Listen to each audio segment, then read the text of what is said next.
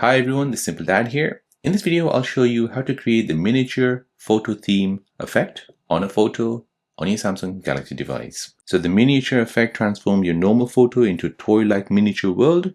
So it works by simulating a tilt shift lens effect where only a narrow or a horizontal vertical strip of the photo is kept in sharp focus while everything else is blurred. However, Nano Banana does it one better. This basically creates you a small miniature figure of any situation you explain to it. So let me show you how to do this. So here we'll first go ahead and open up Gemini. We'll go ahead and add a photo. I'll go ahead and add this person.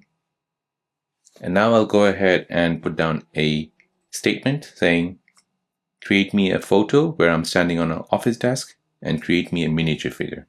I am standing on an office desk. Create me a miniature figure.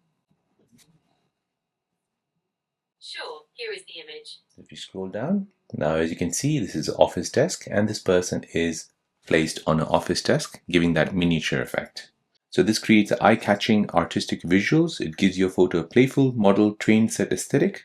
It helps your content stand out on social media, and there's no expensive specialty lenses required in this. So there you go guys, that is how to create the miniature photo theme effect on your Samsung Galaxy device.